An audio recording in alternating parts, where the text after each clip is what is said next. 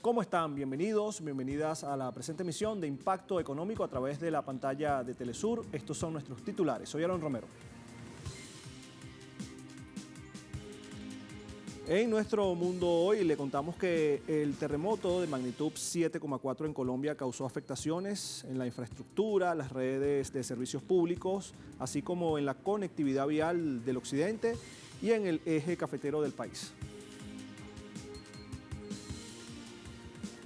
En nuestro espacio de análisis le contamos que en Estados Unidos la crisis de vivienda se acentúa alcanzando niveles críticos con un déficit de 10 millones de hogares, según datos oficiales.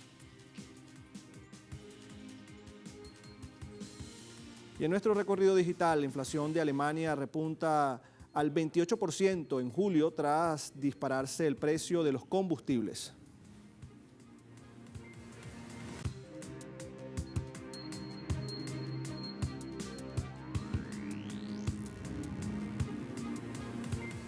Comenzamos de inmediato. El terremoto de magnitud 7,4 registrado la mañana del 10 de agosto de este año 2026 con epicentro en San José del Palmar, departamento de Colombia del Chocó, causó graves afectaciones en la infraestructura, también en las redes de servicios públicos y la conectividad vial del occidente y el eje cafetero del país. A continuación, detalles.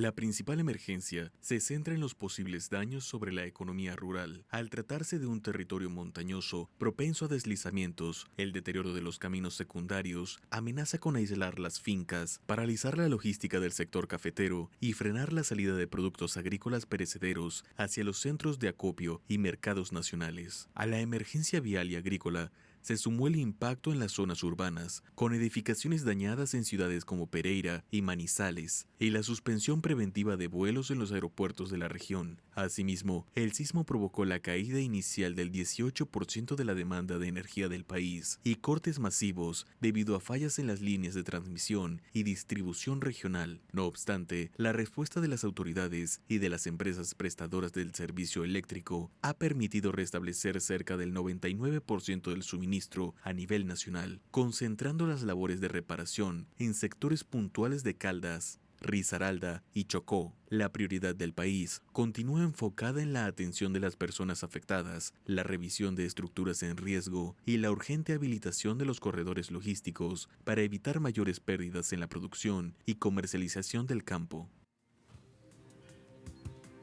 Igualmente en Venezuela, el Programa de Naciones Unidas para el Desarrollo, el PNUD, presentó el informe del primer semestre de este año en el que proyecta un crecimiento del Producto Interno Bruto venezolano cercano al 6,5%. El reporte destaca que a pesar del fuerte impacto del doble terremoto que azotó el país el día 24 de junio, la actividad económica mantuvo su trayectoria de crecimiento respaldada por la recuperación del sector petrolero e industrial. Los ingresos fiscales, tanto tributarios como petroleros, mostraron una recuperación significativa y el país avanza, así también se explica en el informe, a la normalización de sus relaciones con organismos financieros multilaterales. El informe también pone el foco en la gravedad de la tragedia y estima que los daños ocasionados por los terremotos asciende a un valor de 6.700 millones de dólares y se enfatiza que será necesaria la participación activa de todos los sectores, no solo para reparar los daños, sino para generar empleos y fortalecer capacidades productivas. Pese a la adversidad, el país demuestra una vez más su capacidad de un crecimiento sostenido y un plan de reconstrucción que prioriza el fortalecimiento de la economía popular con el pueblo como protagonista.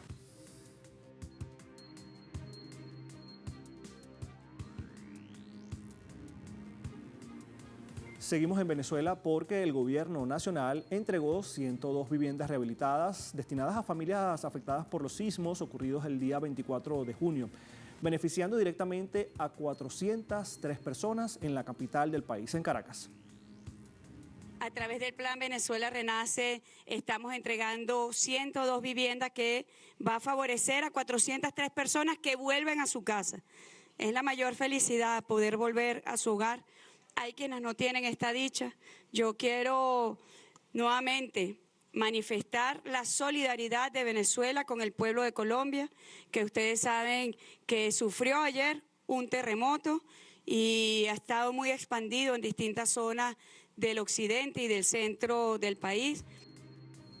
Avanzamos con otras informaciones. La Unión Europea agota reservas récords de gas destinadas al invierno por la ola de calor. Los datos emitidos por la Asociación de Gas Infraestructura Europa indicaron que en julio los países de la Unión Europea extrajeron de los almacenes subterráneos de gas más de 1.000 millones de metros cúbicos de las reservas acumuladas para la temporada de invierno, esto debido a la ola de calor anómala. Cifras oficiales indicaron que el volumen neto de gas con el que Europa llenó sus almacenes subterráneos ascendió a 8.400 millones de metros cúbicos, el nivel más bajo registrado en el mes de julio desde el año 2020. A su vez, el último día de julio, los almacenes subterráneos de gas europeos estaban llenos al 56,67% frente al 68,28% del año anterior. Y para el día 8 de agosto, el nivel de llenado de los almacenes de gas en Europa se acercó al 58,5%. Este uso de las reservas es atribuido a la ola de calor y también a las sequías que afectan a la región, presentándose producciones en los niveles de los ríos que ya han afectado el funcionamiento de las centrales hidroeléctricas y nucleares y también han provocado un aumento en la demanda de generación eléctrica a gas.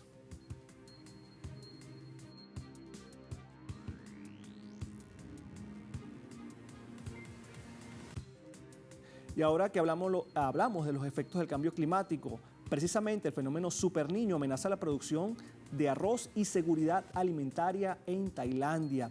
El país asiático ha visto su producción de arroz afectada por el cambio climático, mismo que afecta los periodos de cosecha y mantenimiento de los cultivos, tomando en cuenta que el cultivo de arroz requiere de una gran cantidad de agua y las sequías son cada vez más prolongadas, dejando a los arrozales agotados antes de la cosecha y frustrando expectativas de agricultores. Expertos del área meteorológica indicaron que el Super Niño podría provocar temperaturas aún más elevadas y sequías prolongadas en todo el sudeste asiático, superando con creces los impactos de anteriores fenómenos del Niño de gran intensidad. Asimismo, podría llevar al sistema agrícola del país al borde del colapso, impactando negativamente en la producción, la exportación y los ingresos rurales. En ese contexto, las autoridades de Tailandia se han visto obligadas a replantear su estrategia en materia de seguridad alimentaria para cultivar arroz con menos agua, dado que se prevé una caída del 15% en la producción anual, producto del cambio climático en esta nación del sudeste asiático, y no solamente del sudeste asiático, estamos hablando de cambio climático a nivel global.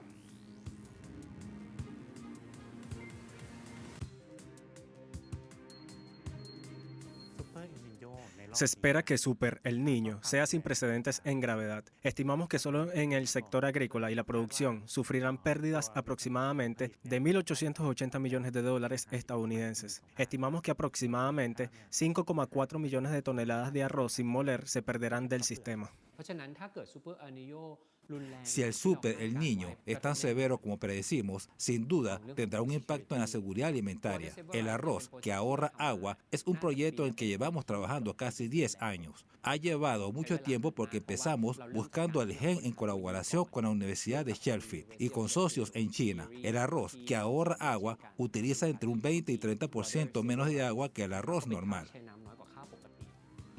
Y la crisis de la vivienda se acentúa en Estados Unidos. Ese será nuestro principal tema en nuestro análisis. Ya venimos con más de Impacto Económico.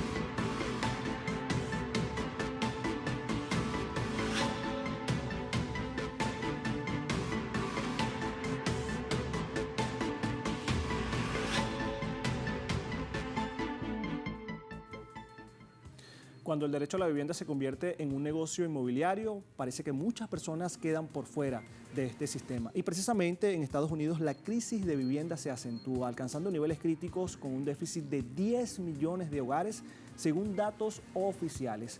Un informe emitido por la Casa Blanca expone que la escasez de vivienda actual se explica en gran medida por la construcción que se ha visto afectada y no se ha recuperado luego de la crisis financiera de 2008, cuando el mercado inmobiliario colapsó por impagos masivos vinculados a prácticas crediticias de riesgo. El documento indica que de haberse mantenido el ritmo histórico, existirían millones de viviendas adicionales en el país. Al mismo tiempo, el reporte subraya un notable desequilibrio.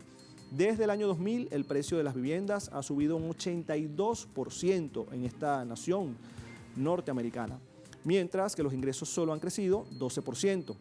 Este desajuste se agravó tras la pandemia, cuando el alza de las tasas de interés elevó los pagos hipotecarios, dificultando el acceso a la vivienda, especialmente entre menores de 40 años de edad.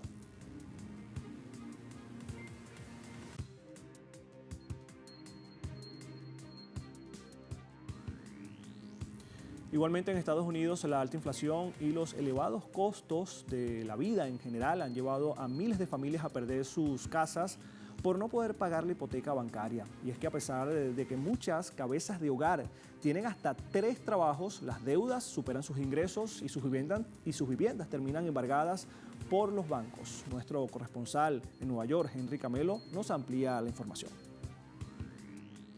Invirtieron todos sus ahorros para dar la cuota inicial de la casa de sus sueños. Pero este sueño voló tan alto que sobrepasó sus capacidades de pago y terminaron perdiéndolo todo.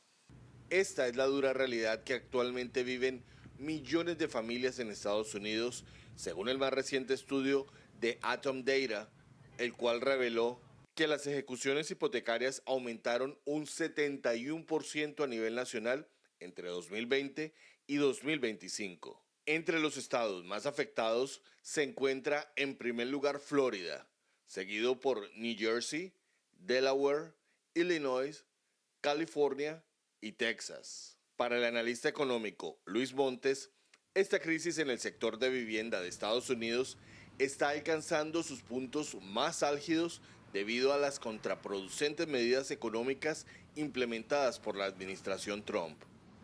Como bien sabemos, la inflación, la cual se está arriba del 4%, es decir, el doble del target anual de la Reserva Federal, que es el 2%. Eso juega un gran papel en la determinación de los intereses de las hipotecas, los cuales hace un par de días alcanzaron por primera vez en más de un año 6.85%, lo que te indica lo caro que está simplemente adquirir una casa. Tasha Brossard fue desalojada de su casa junto a sus 4 hijos por impagos hipotecarios. A pesar de trabajar como técnica en un consultorio médico, cortar cabello y limpiar casas en sus tiempos libres, el dinero simplemente ya no le alcanza. Según el reporte de Atom Data, el promedio anual de embargos de vivienda son 3 veces más en comunidades donde viven las minorías como los afrodescendientes e hispanos. Es algo muy triste porque el tiempo como estamos ahorita, la economía, con eso todos los precios de las provisiones, gas, gasolina, todo está subiendo. Y cuando suben los precios, todos los afecta a todos. Lastimosamente, Donald Trump prometió muchas cosas de las cuales poco ha cumplido, ¿verdad? En primer lugar, él fue primeramente votado, ¿verdad? Porque supuestamente tenía este background de negocios y que iba a poder tratar mejor la economía. Lastimosamente, luego de ¿verdad? Ya casi año y medio en el poder, hemos visto que eso no es el caso. Hemos visto que la inflación se ha mantenido, incluso ha crecido. El desempleo está incluso más alto de cuando él llegó a la Casa Blanca. La gasolina, nada más, ¿verdad? Ha subido un 40% en lo que va de año tras año, en lo que vamos del 2026. Y esto en gran medida precisamente por otra de sus fallidas promesas, que fue que nos iba a sacar de guerras en el exterior. Y por el el contrario, ¿verdad? Nos ha metido a más guerras. Aunque el número de embargos aún están por debajo de los niveles alcanzados durante la crisis inmobiliaria de 2008, especialistas aseguran que de continuar la presión económica de la administración Trump sobre los estadounidenses, más familias podrían enfrentar el riesgo de perder el patrimonio por el que han trabajado toda su vida. Pablo Daniel Ho y Henry Camelo, Telesur, Nueva York. Agradecidos con nuestro compañero Henry Camelo. Y en medio de la escalada en los precios de alquileres y la creciente crisis habitacional, la ciudad de Nueva York se ha visto obligada a hacer ajustes en algunos edificios de oficinas que se encuentran vacíos en espacios también residenciales. Tras 2 décadas en las que la Gran Manzana transformó cerca de 2,8 millones de metros cuadrados, el cambio estructural provocado por la caída en la demanda corporativa a partir de 2020 aceleró de forma drástica este fenómeno, con proyecciones de incorporar más de 16.000 nuevas viviendas en los próximos años. Esta tendencia no es aislada. A comienzos de este mismo año, Estados Unidos alcanzó un nivel récord de 90.300 unidades residenciales en desarrollo a partir de espacios de trabajo, lo que representa un incremento del 28% con respecto al año anterior.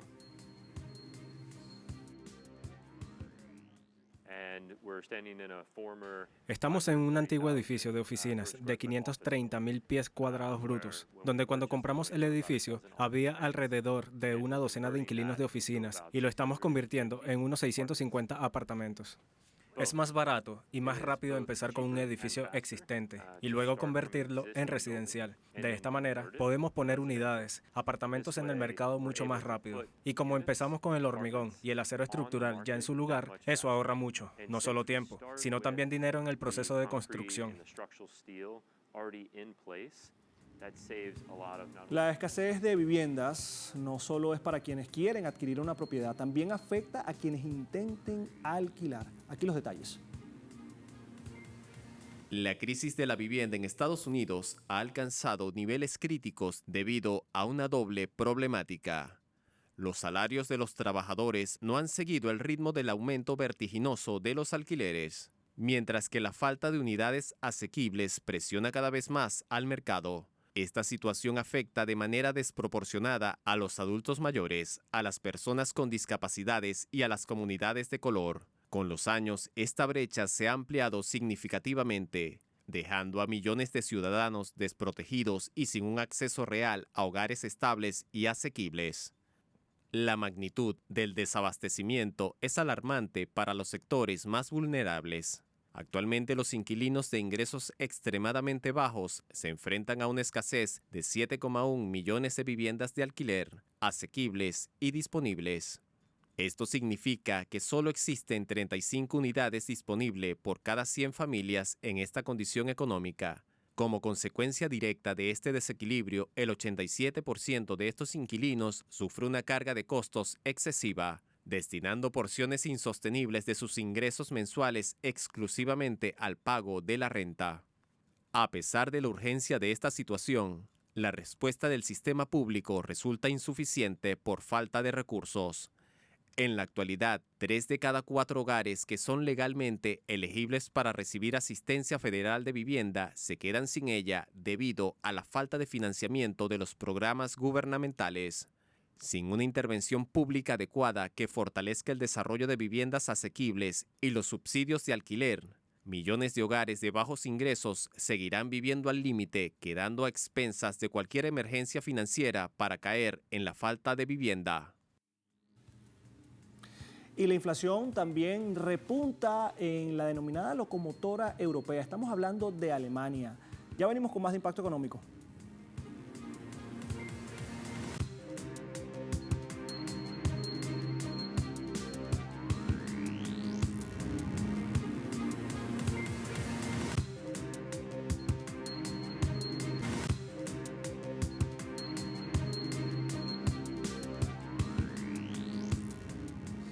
Iniciamos ahora nuestro recorrido digital a través del portal Europa Press. Titula la siguiente información: la inflación de Alemania repunta al 2,8% en julio tras dispararse el precio de los combustibles.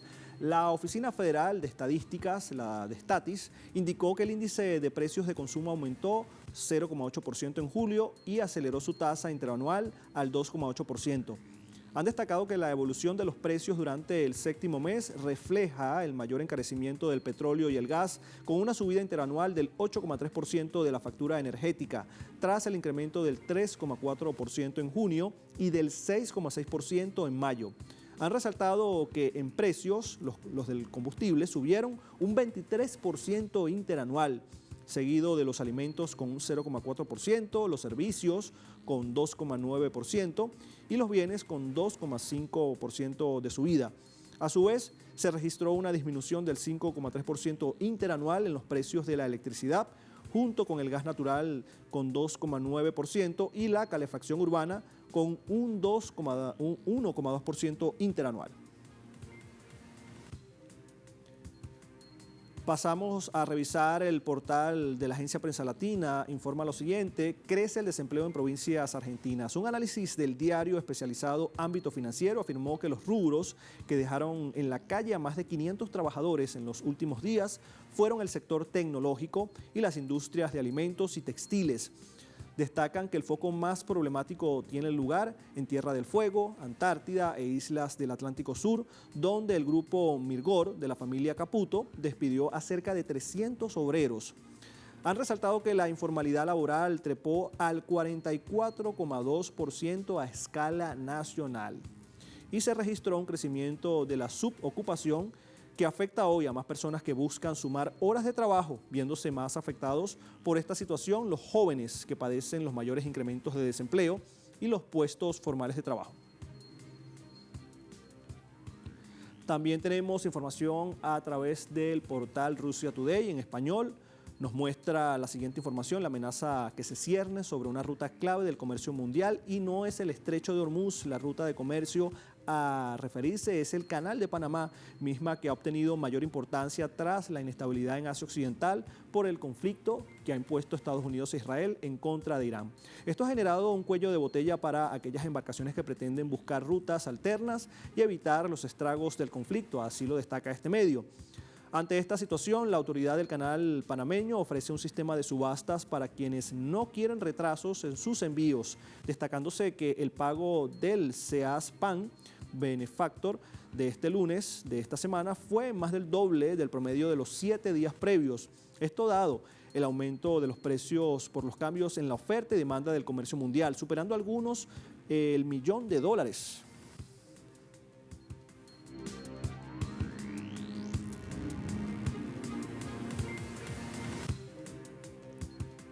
Tenemos indicadores del petróleo.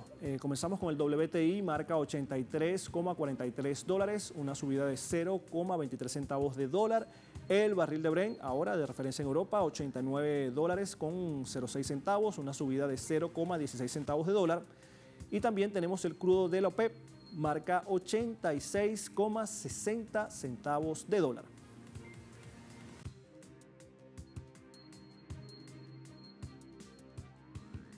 Hasta acá la presente emisión de Impacto Económico. Quédese con nosotros, con Telesur. Soy Aaron Romero y será hasta la próxima.